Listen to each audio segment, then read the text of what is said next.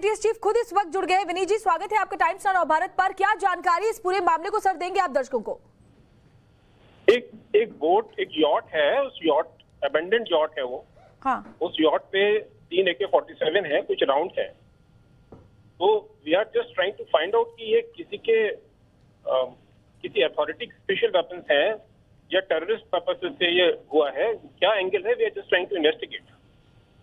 जी बिल्कुल विनीत जी, मामला इसलिए भी गंभीर हो जाता है क्योंकि 26/11 में भी समंदर के रास्ते का इस्तेमाल आतंक को फैलाने के लिए किया गया था।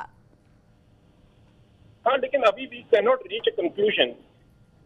एक यॉट है और on the face of it कुछ ऑफिशियल वेपन्स टाइप लग रहे हैं। ये बोट भी इंडिया की नहीं है। We are just trying to get information from other countries, कहीं किसी और की यॉट तो ड्रिफ्ट होकर नहीं आ गई है। Late us see. जी विनीत जी, अगर आप जानकारी दे पाएं कि कितनी यॉट थी और क्या कुछ लोगों को पकड़ा भी गया इस बारे में कोई अभी तक जो कार्रवाई हुई है उसको लेकर? ये किसी को पकड़ा नहीं है इसमें। This is a yacht which has been found on the sea shore. तो उसके बाद we are investigating.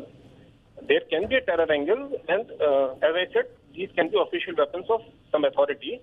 Late us see. जी विनीत जी, जो तस्वीरें हैं उसमें हम देख पा रहे हैं 3 AK-47 राइफल्स एक बॉक्स से बरामद हुए हैं।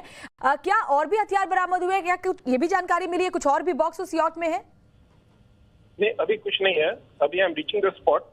अभी I can't answer these questions.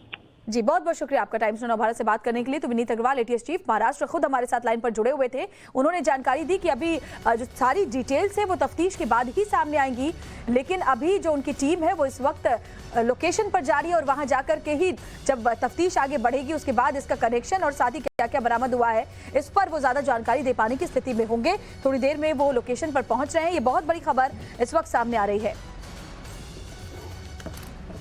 तो बड़ी खबर आपको बता रहे हैं 26/11 में नाव वाली साजिश किस तरह से अख्तियार की गई थी और ठीक वैसी साजिश का कहीं ना कहीं अब खुलासा होता हुआ नजर आ रहा है।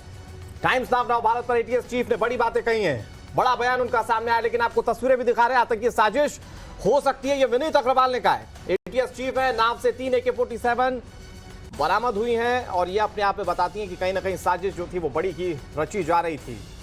फिलहाल यहां पर जो तमाम तस्वीरें निकलकर सामने आई हैं वो इस वक्त टीवी स्क्रीन पर आपके सामने। आपको याद होगा 26/11 में नाव वाली साजिश तब भी सामने आई थी।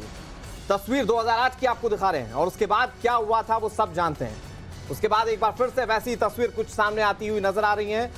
आशंका जाहिर की गई है कि यह आतंकी साजिश भी हो सकती है। मौके पर पहुंचने से पहले एटीएस चीफ ने टाइम्स नाउ भारत से बातचीत की और उन्होंने इस बात को लेकर इंडिकेट भी किया कि कैसे ये एक आतंकी साजिश भी हो सकती है। और अगर ये आतंकी साजिश है तो अंदाजा लगाइए कि कितनी बड़ी साजिश जो थी वो रची जा रही थी। ये जो टीवी स्क्रीन पर आप तस्वीरें देख रहे हैं 1, 2, 3, ये 3 AK-47 राइफल। और सवाल ये है कि क्या यहाँ पर किसी तरीके से कोई आतंकी सप्लाई की जा रही थी या फिर किसी और तरह की स्मगलिंग। बहुत सारे सवाल अभी खड़े हैं, लेकिन तस्वीरें जो सामने आई हैं सबसे पहले टाइम्स नाउ भारत आपको दिखा रहा है।